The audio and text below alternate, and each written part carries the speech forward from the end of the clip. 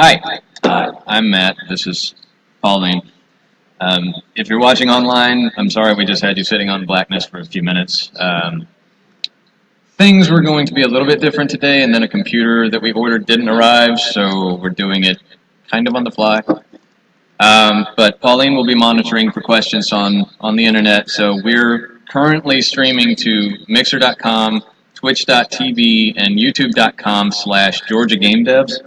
That is the GGDA, the Georgia Game Developer Association's 3 main streaming platforms.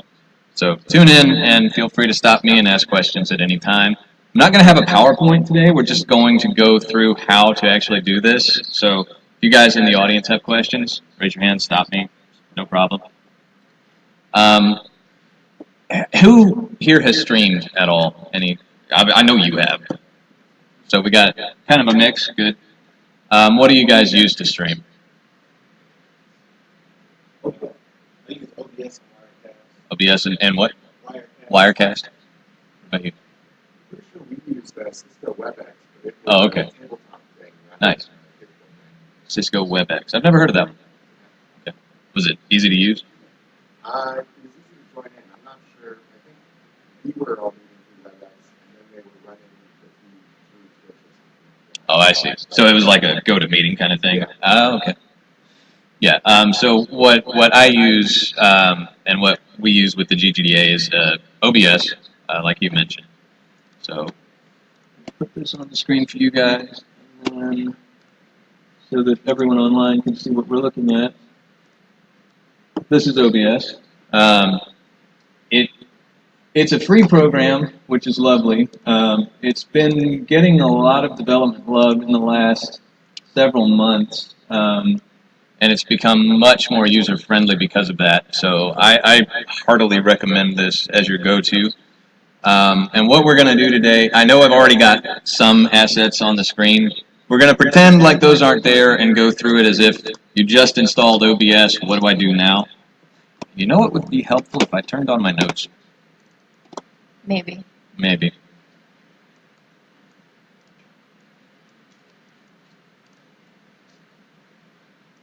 Okay. So if anybody is not familiar with live streaming, it's real simple. It's just taking an audio or a video feed and pumping it out to the internet in real time. Yeah, sorry about that. Sound check. Right. So you can do all kinds of things with it. It's really a blank canvas. You can do talk shows, which is what Pauline and I do a lot of. You can do tabletop sessions like that guy mentioned. We do conferences like this right now, or you can stream gameplay, which is probably what most people think of if you say I'm a live streamer. They think, oh, you've got your Steam console running or a PS4, whatever, and you're playing a game, whatever. Esports is, of course, a live streaming concept. Some people ask me what's the difference between live streaming and broadcasting. There isn't really a distinction, except if you're broadcasting, people assume like you'll be on TV. If you're a live streamer, you're more likely going to be on YouTube, Twitch, whatever. But no matter what platform you're streaming to, the technology is all pretty similar. So if you don't want to bother with OBS and working on a computer or whatever, some consoles, I think PS4 does, I'm pretty sure Xbox does through Mixer. Some consoles actually will let you just turn them on and they have everything you need to do a very minimal gameplay stream there. You can also use your phone. If you have most modern smartphones, there's things like Facebook Live, YouTube now can stream out of a phone. I think Mixer can too. What's that? Periscope. Don't know a whole lot of people who use Periscope regularly. That's more of a social media phenomenon than a real live streaming platform. Is it but it's still out a there. thing? It's still a thing, but like I said, since mobile streaming is really catching on with Facebook, YouTube, all that, its shiny has worn off a little bit. But yeah, so if all you want to do is like go hiking and use your data and be like, I'm hiking, look at me, then cell phone will work. But we're going to pretend like you're doing what I do, where I'm sitting at a desk and you've got OBS, and where do we go from here? Where's my mouse? There it is. So if you first open up OBS, what you'll have is a blank screen that says Scene, and like the title says, ignore the rest. None of that exists. So OBS uses two major types of assets, scenes and sources, and a scene is just a collection of sources. So what's a source? Audio is a source. Audio capture, audio output. So if you want your audience to hear what your speakers are playing, that would be a source. Hey CW. You can use all different types of cameras. We'll look at a couple of types here today. He'll put me to shame. He plays with bigger toys than I do. You can do things like green screening, which we'll take a look at later. You can see that behind me. If I bring up the camera. There, my bald spot. I should probably look at this side. You can do things like that. That's an effect. OBS comes with that. There's another popular encoder called XSplit. It works pretty well, and it's very common. It has more money behind it, so it gets more development love, but it will also paywall you. So some features that OBS is just like, here you go, XSplit makes you kind of fork over the cash for. I've touched XSplit. I've never really worked with it, so if you have questions about that, don't ask. Okay, so to jump right into it, we're going to just add a camera and go. So I'm going to start with the basic type of camera, add a source. Video capture device is cameras. And I've already added this in, but we'll take a look at configuring it. So the webcam, which is over there on the green screen. And you get this green thing. Because I've got it already framed, it's just the green screen. But the way I configure OBS, I don't use its kind of built-in microphone system. I actually add my microphones to every scene. So I want to add another one, audio input capture. And I already built this, so it's there. We'll say OK. And let's look at the properties of these. So for the audio, you open up the window for properties, you get a drop down, and it has all of the input devices that your current computer system recognizes are active. A whole bunch you probably will never use. For us, we're using the external audio, which is this microphone coming into this mixer, going into the computer. All you need to worry about is I plug in a computer and it's fine. You can also use webcam audio or a laptop's audio, whatever you need to use. A laptop would be an internal microphone. Webcam audios are fine and good for some things, not for others. If what you're doing is sitting at a desk playing a video game and your laptop monitor, your webcam's like right here, it's probably fine. The webcams that I'm using are the Logitech C920, and for that purpose, they're really great. For anything farther than about 4 feet, they don't focus, and their audio kind of gets crummy fast. So that's just a little pro tip. So I'm going to set this to the internal. And to look at the webcams, you have more options here because you can configure a camera's resolution, whatever else, frame rate. But it looks the same. So you have a list of any video input that is currently active on the computer. Obviously for this we want the webcam, which is the Logitech. I don't have to worry about any of this. With these webcams, I did actually have to set resolution to custom and then tell it to be 1920 by 1080. Otherwise, I think default is, you see this little square, tiny little window. I don't know why that's its default, but it is. So custom 1920 resets itself, and that's great. And if I transition to that, so technically this scene that we just created is going out to the internet now. In fact, the internet can't even see OBS right now, so I'd need to add that back. Let's go back to the webcam. Sorry, not the webcam. Where is it? This one. We'll stay here. And in fact, so that the internet can see my desktop, I need to add it in. So, wait, no, I've got one. This should be working. Is it? Yes. Okay. Sorry. Did you already tell them which side is live and which side is? Good point. OBS has two ways of looking at OBS. One is called studio mode, and I guess the other is classic.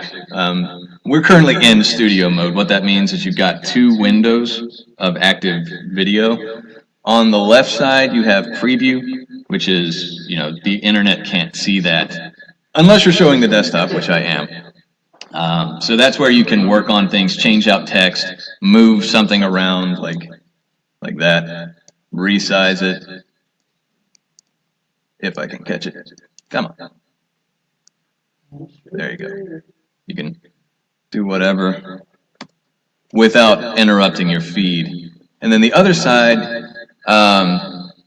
is what's currently showing. Right. Yeah. I don't know if OBS calls it live or whatever. I call it program because that's, if you go into like a broadcast studio, they'll call it program. Take this to program means go live. So if we take the HDMI cam to program, like that. So on the internet, like if you're watching right now on YouTube, this window is what you see.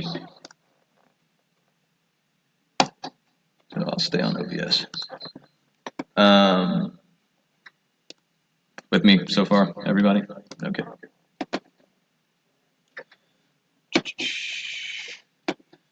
Before you take it live, though, it's worth your time, especially with a fresh OBS install, to go through File Settings and to kind of go down each one of these tabs and check for all kinds of stuff, really.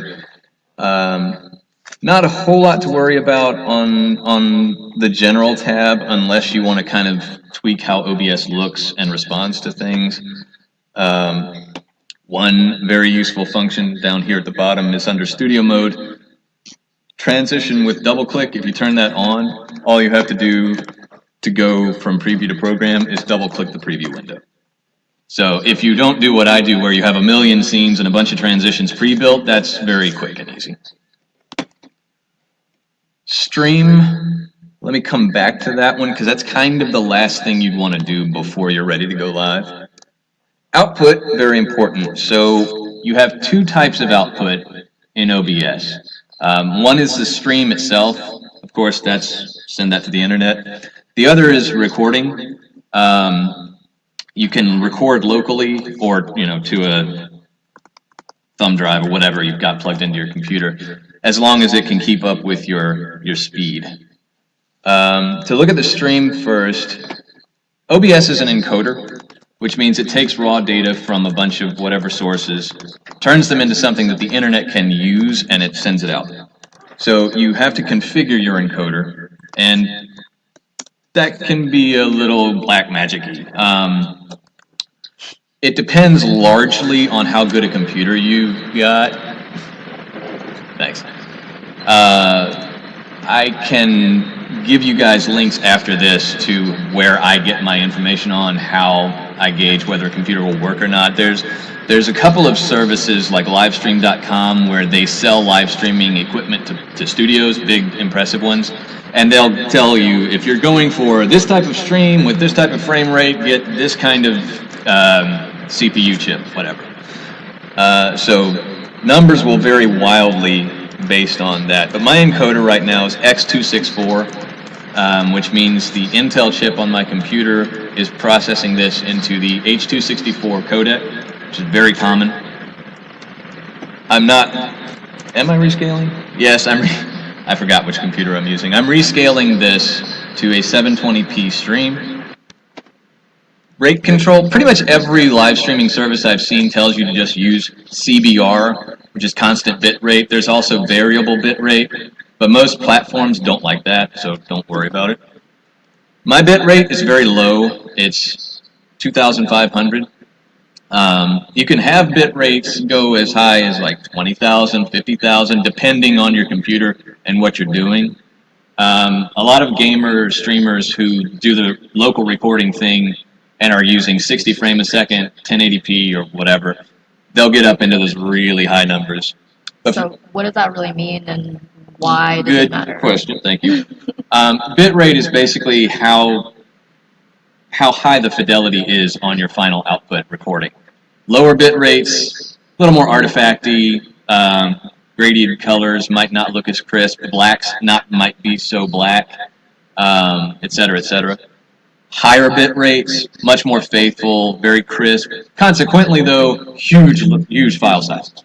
Very big file sizes very quickly, and if you have any concerns about storage, you're worried about that. Like once a year, will do a trade show that's 4 days of live video pretty much constantly, and we're recording a lot of that, and we'd run out of space very quickly. We buy a terabyte drive every year just to hold the show. So basically, if you're doing a stream at home and you're, gaming or doing a talk show or something, you don't need that super high bit rate. Right. The higher you can get, the better it'll look. But there's also, you're splitting hairs if you're not making these huge leaps from Yeah, it's 2005. like whether your eye can really tell the difference between 2K and 4K, you know. And then you've got to remember, too, that probably after your live stream, you're going to turn around and upload it to YouTube. YouTube's going to go... Yeah. YouTube hates video. It just makes it look awful. The rest of these numbers you really don't need to worry about unless you know what you're doing. Audio. Not a lot to change in audio. You have two main choices in sample rate. The default is fine. Basically, it's just a slight quality drop. I always set mine from stereo to mono because I've never done a show where I needed to have stereo, and that can save you a little bit of processor power, which, if you're worried about it, change it. If you're not, don't worry. Video. So earlier I said that my stream is downscaling from whatever to 720. Video tab is where I set the original. My base canvas, which is basically the preview window, is 1080p. So it's 1080 tall by 1920 wide. And I like to have my canvas set as that because most people who make assets for live streams will do it at that resolution. That's kind of the standard right now. And if I ask somebody that I'm going to be working with, can you send me your asset so I can plug it in, they're going to assume that it's for that size. You can rescale right here, the output scaled. I don't. I leave that at 1920 for a very good reason. And I leave the FPS at 30 because just the world runs on 30. Probably in a couple of years, 60 is going to become the new 30. It's like halfway there right now. But if we go back up to output, we've talked about the streaming settings. Like I said, those are being downscaled. The reason I downscale those is to save myself bandwidth and trouble on, is the stream getting live? This is a laptop. It's never going to be a desktop. It's never going to be a supercomputer. So I want to make sure that I take all of the stress that I can off of getting it live. Because I know I can report locally. I'm not so much worried about that. With the recording, though, I don't have to scale it down because I have an entire separate set of settings for that. So my encoder on the local side is, here it is. It's my NVIDIA card. Not every computer has a dedicated GPU. This one happens to. If you're streaming, you'd probably want to. Yeah, very true. But what that means is instead of using the Intel CPU chip to do the video encoding, which is what we're doing live, for the recording I'm using the NVIDIA card, which means, first of all, I don't have to worry about is it getting out to the internet. I can keep it at 1080p, which is great, and I can use higher bit rates. In fact, if you have an NVIDIA card, it does not like low numbers. 2500 doesn't really work. I've got mine set to 6005, which is really low end for the NVIDIA, just to make sure that I don't run out of space or whatever. With this, again, it'd probably work better if I set it to 20,000 or higher, but then I run out of space and I don't want to do that. So I'm rambling a lot, but the kicker here is you have an encoder for your stream and an encoder for your recording. If that matters to you, it's very important to get these numbers and play with them. One trick I like to do, and we do this with the GGDAs, we stream at 720, we record at 1080, and then we have a Patreon account where if you get a Patreon subscription, you can get our 1080p recordings.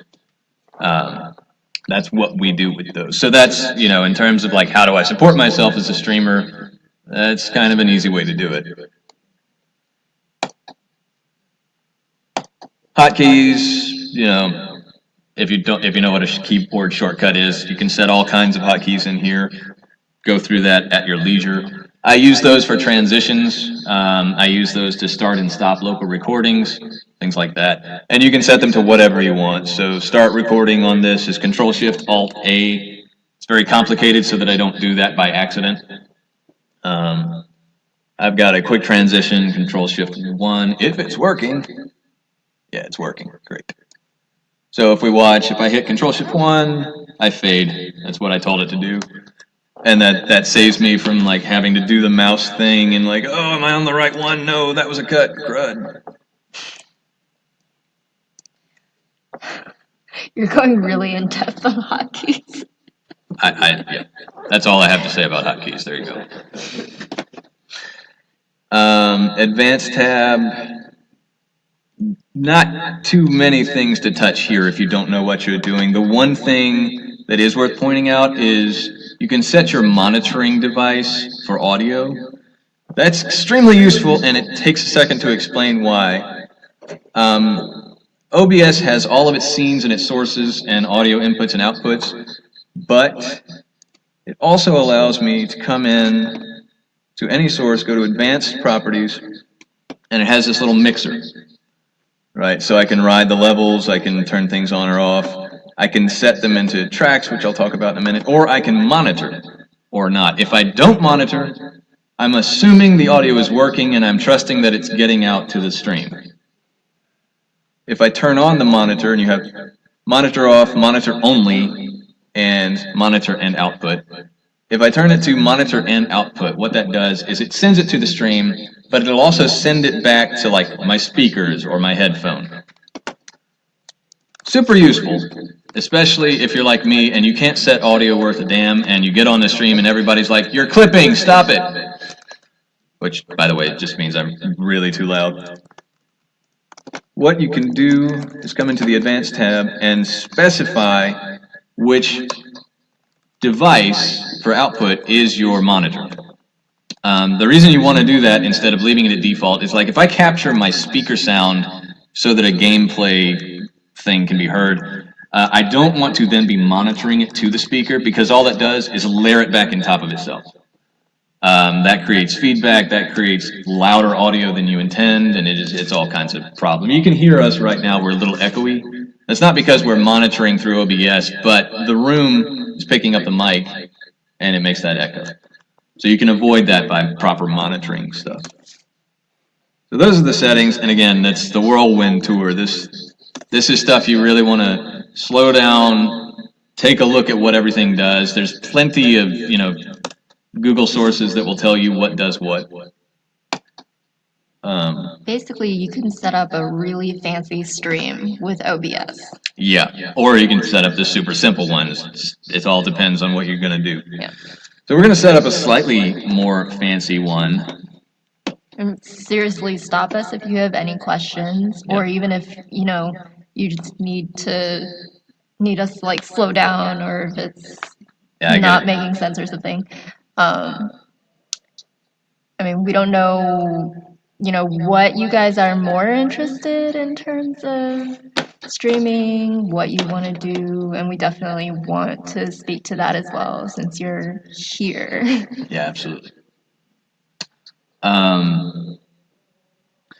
Oh, before I move into like the weatherman thing, one thing I want to mention, since I did talk about how this computer has a GPU card, the NVIDIA card, OBS kind of sucks in a couple of ways. This is the biggest complaint I have against them. If you have a GPU card, you have to be very careful about which card is running OBS. If the CPU, the dedicated one, is running OBS, it can't see anything on the GPU. So if your game is on your GPU running beautifully through NVIDIA and OBS is over there on the Intel chip, you can put the source in and you get a big black screen. That will drive you crazy trying to get that working. So bear that in mind. Does it not automatically run on the correct? No, so... Okay. So how did you deal with that? It's gonna vary by computer and by whatever type of chip you have, if you're NVIDIA, if you're ATI, whatever. For us on the NVIDIA, it's in-view desktop manager. It has to think for 5 minutes and come up on the wrong screen. And that's the wrong program. Why does NVIDIA give me too many things? Let's try the control panel. Maybe. There it is.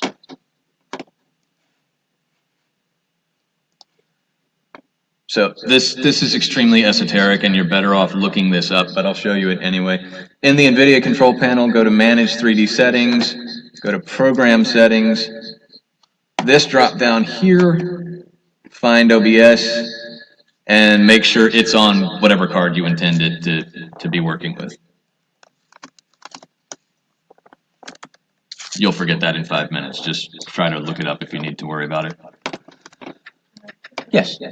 Oh, where did you say that this was actually streaming to? Because I was gonna send it to a friend of mine. Sure. So we're live on 3 channels right now. One is YouTube.com, Twitch.tv, and Mixer.com. All of those are / Georgia Game Devs, one word. DEVS. Developers.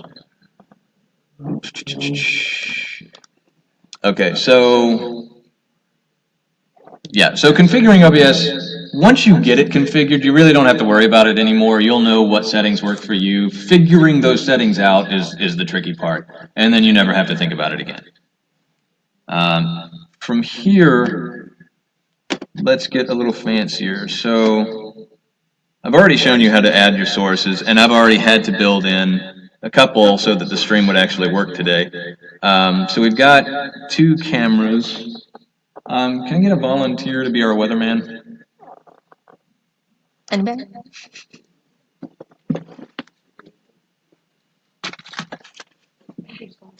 Andrew. What am I doing? Need a weatherman. Is Andrew too tall for a camera? We're having ravenous blood-batter beast of trawls calling over Decatur right now. Up in Dunwoody, of course. It's Jabberwocks. With a slight chance of a bandersnatch. Don't even ask about Shannon. For the Smyrna. Oh, Smyrna. Fell off good. Fell off the coast into California already. California is now afflicted with Oh. So there's a problem with our weatherman. He doesn't have anything behind him, except for a big green screen. So what do we do about that? OBS makes it super easy. This actually comes built in.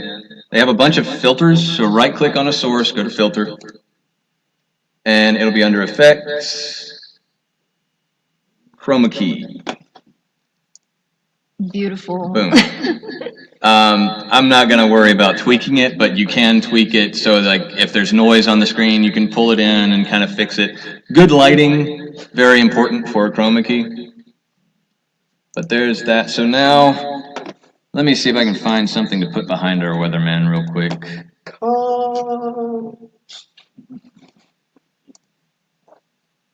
So unprepared. Yeah, well, I would have had more material, but I just stepped up. Let's see, okay, we have rock trolls falling on top of Lithonia. Oh, nice. Dorville is plagued by rabid wombats. No, you're right. What other weather conditions can we have right now? Get that other one. This will work. Vampire bats. Vampire bats. There we go. We have a Sharknado. Exactly. Exactly. The Flash has just met Aquaman. So downtown over the aquarium, we're having Sharknado. I'm always amused that if the Flash can actually make tornadoes by running fast enough, and Aquaman can control all the water animals, why have they not created Sharknadoes in the DC universe yet? Because they're the good guys. Spin-offs. Let's think of the spin-off potential. And from that, And now our weatherman has wow. the background. The foreground. He's got a foreground. Oh no! I'm a star. I've never been. There we go. Oh hey. So absolutely. So Florida, yes, exactly. We have this band of red rain going across the middle of it. Snow down in Miami, apparently, and of course snow in the Okie. Hey. Apparently, my weather commentating has been.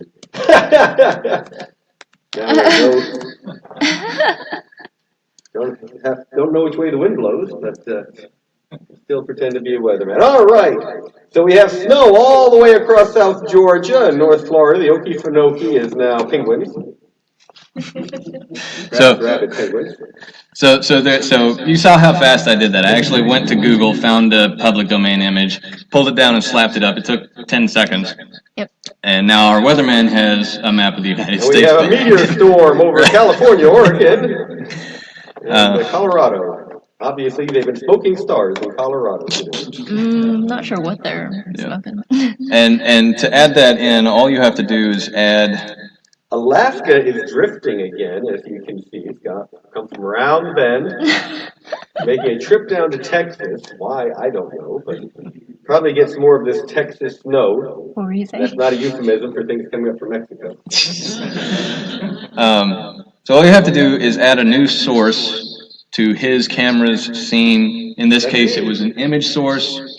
And then as you saw, it pops up on top. So like for him that doesn't work, it needs to be behind him, and OBS operates on a top to bottom order. So anything on top is in front, and that's that's real simple to fix. It's just click drag, or you've got these arrows. Just always keep my name in front. Yeah, exactly. And it should be in 140 points, not 40 points. Okay, thank you, Andrew. Wait, are you kicking me off camera? So basically, you can turn your bedroom or living room into anything you want if you just have a little green screen or maybe even like a brightly colored poster to put behind your head. Yeah, anything that's a solid color will work. Bright green and bright blue are common because there's usually no green or blue in the human body. That's why green screen and blue screen is so popular. Yeah. Green works a little better in the digital age because most digital sensors have more green pixels. It's just this weird way they build them. But again, very easy to do that whole effect. Now, I mentioned that you can tweak some of the settings on a green screen, like the chroma key filter does have its stuff that you can fix. Where is it? So it's got its parameters, but sometimes you don't want to have to mess with that. You just want to adjust something really quickly. There are other filters you can use. Color correction is a good one, but I like to use something called LUT, which is lookup table. And in brief, what a LUT does is it takes every possible color in an RGB scale, and it takes another set of those numbers that are different, and it swaps them out. So let's do that. I've got a couple here. So the filter's on, then you have to find your LUTs. OBS will actually come with a couple for you. And in OBS's case, they're just PNG files. So original won't do anything, that would be boring. If we go, posterize is fine. So we're going to apply the posterize filter to the webcam, and let's look at me now. Right. Yay. So you can see I look kind of like I'm in a Sega Genesis. right? That's what that filter did, is it took all of the normal color values and it kind of mushed them down to be less numerous. Another one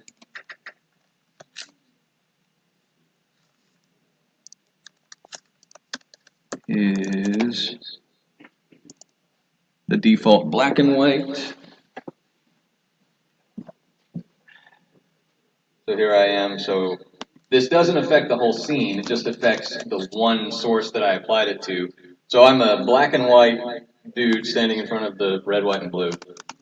I've done a couple of shows on our channel where I've made LUTs. Since OBS sends you an original where it's not changing anything, you can put that in Photoshop and do all kinds of crazy stuff to it. And you can come up with some trippy things and some things that just look bad.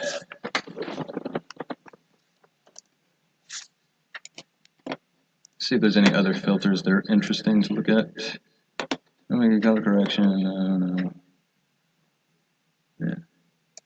There are other things, but they would take a while to explain, and I think some of them are third party, so I'll leave them alone.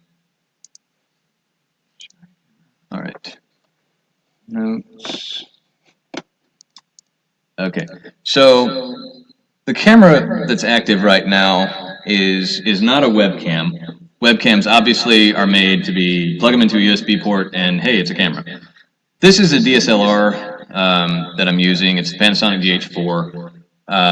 It is an HDMI-based device, and your computer will not be able to capture it. In fact, this computer can't capture it. To make that work, you have to get a device called an HDMI capture card. And yeah, make sure the internet can see that. This is the one we use. Hold it up to the camera. There, over there. Yeah. This one in particular is called the Magewell. It's on it. What's it called? Is it upside down? No, it's fine. It's the Magewell USB Capture HDMI. You don't need this. This one costs about $300. It runs. Really? Yeah. It runs on USB 3. It'll go into crazy high resolutions, so it's future-proof. Basically, I didn't want to have to buy another one of these in 5 years. You can find these for as low as like $50. They'll be USB 2, but they do 1080p at 30. Again, for today, that's pretty standard. 5-10 years from now, you might start worrying more about higher resolutions or 60 frames a second. Or if you're, the bleeding edge of video game streamers, you might want to worry about that now. But yeah, so the way this works, it's very simple. It comes with a little USB 3 cable. Plug that into one end to a port in your computer. Then plug the HDMI from the camera into the other end of this, and it's good. Like with this specific device, there's no driver software that I had to install. It's worked on Windows, Mac, and Linux. So if you can swing the price point, this is a really handy device. But if you can't, you don't have to. There's cheaper ones out there. And I don't have to. This is actually the GGDA's. We're using mine for the camera. That would have been a trick, right? Here's my capture card. Look at my camera. So there's that. You can also, there are wireless transceivers for cameras. I have never needed to worry about that, but... what is that called again? HDMI capture card? Yeah. Basically, I avoid it like the plague if it's wireless, because that tends to introduce more problems than solutions. Radio interference being a big one, battery life being another. What? Ignore me. Okay. It's not so much an issue with your video because wireless video is more niche and you're really gonna be a big production if you need that anyway. Wireless audio is much more common, so lavaliers, things that like you wear a belt pack and you can run anywhere in a room and it'll catch it. Those are more common, and some of those are very popular with streamers. I still avoid them though because of what I call points of failure. And this rears its head in audio all the... Hey, Booker, I didn't see you come in. This rears its head in audio all the time. What that means is between your actual device and your final output stream, how many steps are there where something can go wrong, right? A point of failure, like the volume in my Windows system, the volume in OBS itself, is there a volume knob on the microphone? Is any of my mixer settings wrong? You want to keep it as minimal as you can to get from your source to your computer. If you're introducing other stuff, you're just asking for trouble. I could introduce a wireless mic to this and it'd just be 2 more points where something can break. And in wireless's case again, radio interference, battery life, volume, lots of stuff can go wrong. So if you want to go wireless, you know, that's up to you. Oh, and then another audio headache is actually audience engagement. Anybody know what Discord is? Have you guys heard about that? Right.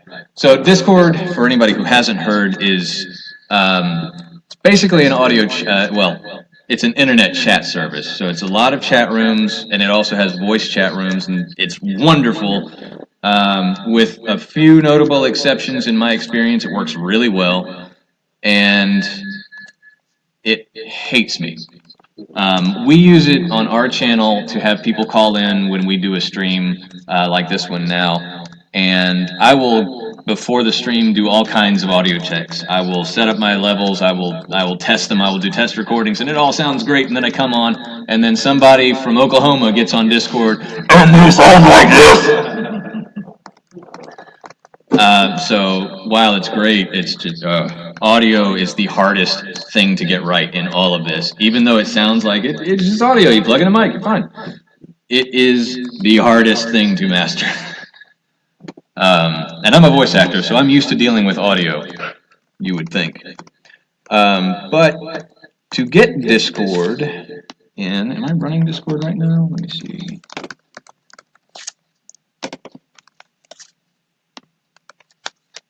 Discord takes a second to open. It's not hard at all. You're going to show them Eventually. voice channel. Yeah. Okay. And if you don't know, Discord is something that a lot of, I guess, live stream communities, especially Twitch and Mixer, are using. It's just like a big chat platform. You can create a ton of groups and channels and send private messages as well. Yeah. It's kind of superseded TeamSpeak, which was popular kind of before Discord came out. It's still out there, but I've never met anybody today that uses it. So this is Discord. This is our server, the most uniquest server. By the way, how am I on time? Okay, I need to wrap it up. We've got a bunch of channels, no big deal. We have 2 voice channels, and I'm going to go into VIP so nobody interrupts us. Okay, I'm now actively in our voice channel. And what you have to do is go into your settings, voice and video. Never leave anything on default. In OBS, in Discord, whatever, never leave your sources on default. Always specify what source you're going to use. Because if something comes unplugged, default becomes something else. And then you're like, why is this wrong? Okay, so the input device needs to be the external microphone. Output device, I will make those my speakers. So Discord will actually not be coming through the stream. So now I'm going to add, back in OBS, I'm going to add audio output capture, call it speakers. Add that. Don't leave it default, speakers. Okay, and if I commit this, I'll have to actually call in on Discord. So I have 2 accounts on Discord, one for us as us, and then one for just me, which is great for testing, by the by. So I'm going to come into voice.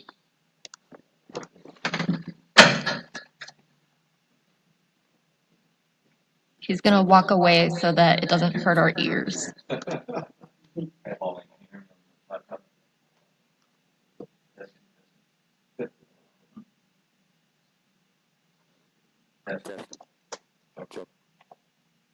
Hang on, I need it to catch up. I'm in the VIP room. Thank you, Andrew. I'm still waiting. They're not playing on my laptop at all. I feel like it's at least 30 seconds behind.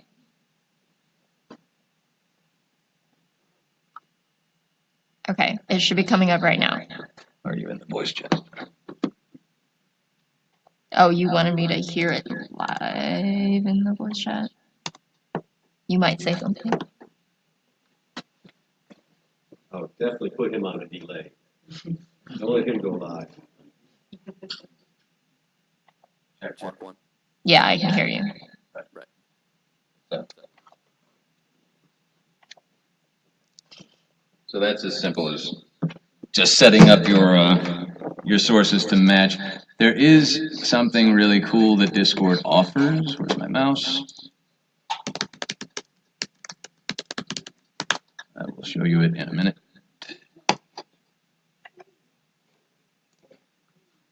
It's called the Discord Stream Kit Overlay. And no, I'm not pretending I have copyright on the Discord symbol, but hopefully they won't care because I'm talking nice about them. If you go into this thing, and it's easy as Googling it, Discord Stream Kit, you can pick, I'm guessing this is Andrew's account. Or is it? No, it's not. Oh, here we are. You can pick your different servers, which is fine.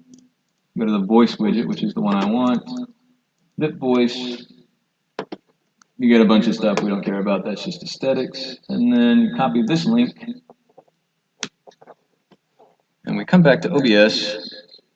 And we add a new source called browser. Browser source, you paste in that URL that it gives you. And what's it need to be? 312 by 6. 6, yeah, that's fine. This looks like a mess, but then it becomes this little dynamic widget that tells me who all is in my voice chat. So if I connect again, you guys can see, and I'll make this a little bigger. Cut that over. You can see that I've got 2 accounts in it, and you can see that they're talking to each other. 1, 2. See that? So that's a very easy way to demonstrate what a browser source is, but there's all kinds of services that will give you different dynamic things that you can use as a browser source. Popular ones are donation trackers, so StreamJars, Streamlabs. These have different tip jars that people can visit a link and PayPal you some cash, and the tip jar will automatically update the browser source, and hey, I got a tip. So lots of little dynamic things you can do to kind of spice up your broadcast and make it more interactive, which, you know, interactive live streaming is both a misnomer and it isn't. This is just I'm sending out video. But if I start involving voice chat, if I start using dynamic things, it gets a lot more exciting for people who want to engage with you. So we'll just come back to...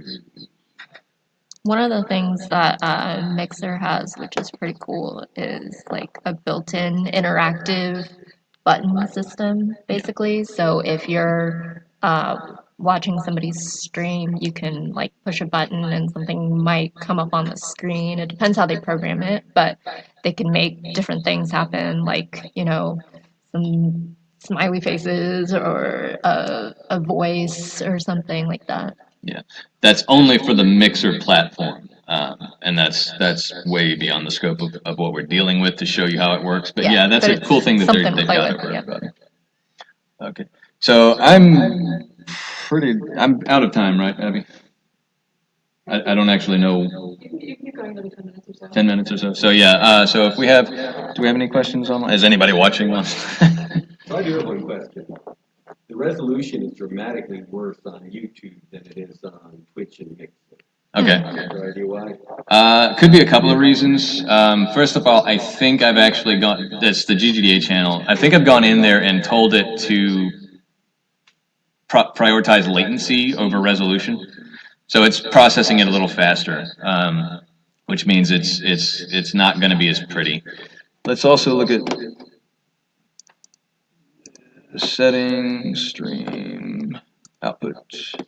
I think if you're on YouTube and you switch your quality settings, it'll go up. It still doesn't look quite as crisp. Quite as good, yeah. Not the most surprising thing. So again, I think I've actually told YouTube, don't worry about being the best stream, just be a consistent one. And YouTube. Yeah, their default is 240. Wow. Yeah. No, that's awful. Did you talk about like required internet speed or anything like that? Thank you. That is a very good point. I'm going to be very generalized here because these numbers can change rapidly depending on, or wildly, depending on what target you want to go for. If it's, you know, a 720 stream, a 1080 stream, different frame rates, 4K, whatever. On average, what I look for is at least 10 Mbps constant upload speed before I bother streaming.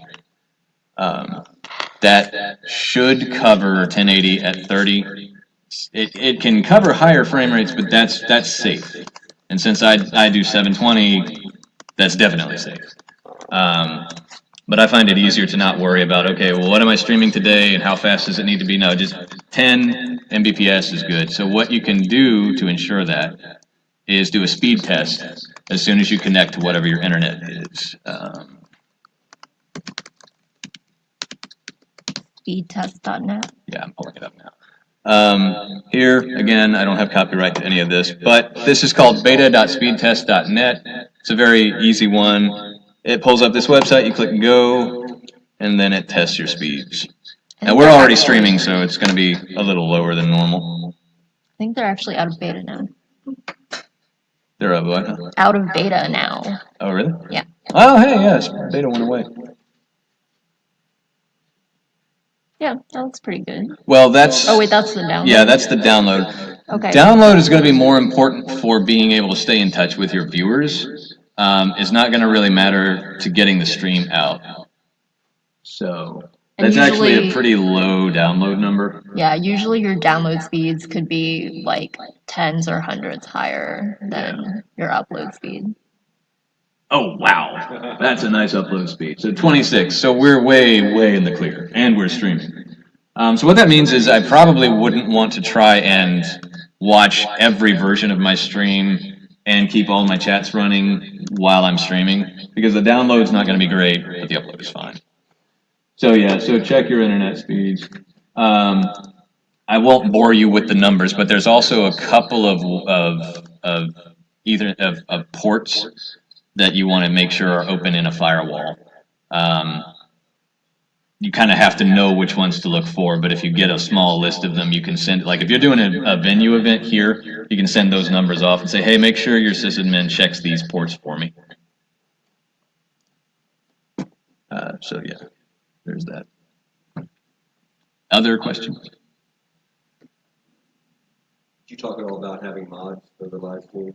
Yeah, so moderators are a godsend, especially if you're doing restreaming like we are, where you're syndicating to multiple platforms. You are not going to have time to do whatever it is you intend to do and monitor all of your chats. And so moderators are people in chat that you've known for a little bit, and you know you can trust them to help you keep off the trolls and to, you know, kind of keep chat going and answer questions and stuff. Yeah. It's actually a good way to learn to be a live streamer, to mod someone else's chat. True. Yeah. They won't necessarily see a whole lot of like your setup because you won't be live, but you'll be talking to them all the time because you'll end up being friends. And you want to be trustful about your mods. It's easy to give someone too much power and then they're banning everyone for no apparent reason. So that's important. But you also have to remember, if you're syndicating, that a mod who watches on multiple channels or platforms will need to be a mod on all those platforms. Like YouTube is its thing, Mixer is its thing, so on. Basically, Pauline is my mod right now. She's watching chat for me because I haven't looked at it at all. Yeah. So if we were in 2 different rooms, that would be a more traditional mod relationship, I guess. So, anything else? Yeah. You touched it all on overlay setups such as, well, mostly the third-party stuff like Streamlabs for alerts, donation orders, things like that. So basically, those are all browser sources like we talked about, but I can show you a way I do it. Instead of adding all of those little things to every single scene, I actually add a blank scene, and I call it overlay. And since I've already got one browser source, I'll just add that back in. Discord, there's my Discord widget. And Streamlabs, like you talked about, that's the tip jar we mentioned earlier, and a bunch of other stuff. It's actually quite robust. But if I add something like text, nope.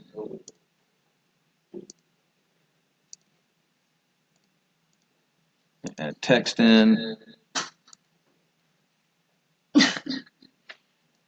So this is that text source we added earlier. I'm just going to reuse it.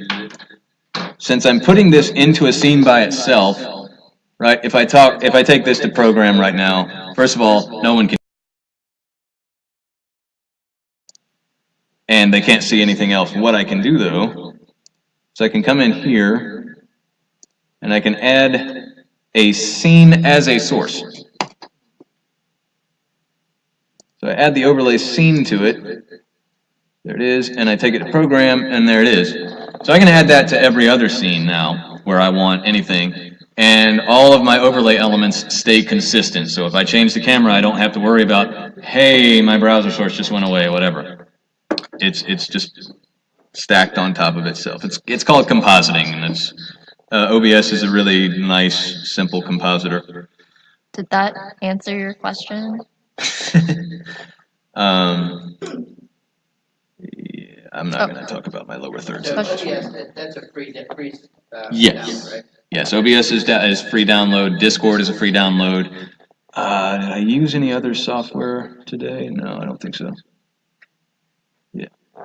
But yes, the software that I use, I don't pay for. I could not afford to do that. Is there another question? Oh, okay. I guess the last thing I will mention, I talked earlier about you want to keep the load on your computer as minimal as you can, so watch your OBS settings. I have gone nuts with my scenes and added all kinds of stuff, and then the computer gets like, hey, please stop. One thing you can do to help with that is record off of the computer. This device is the Hauppauge, that's the brand Rocket. I just bought this recently, and it's an HDMI-based recording device. So it's actually recording as a second monitor. So all of this, like all of this screen, is being recorded onto here along with the audio. So it's not going to look exactly like what the live stream is seeing because I haven't been doing one important thing. But if I clear off this monitor,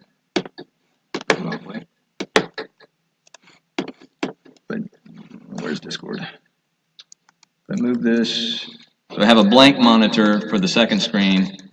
I can come into OBS, we'll peek at it, right-click on Program, full screen monitor, and I happen to know which display it is, pick the right one.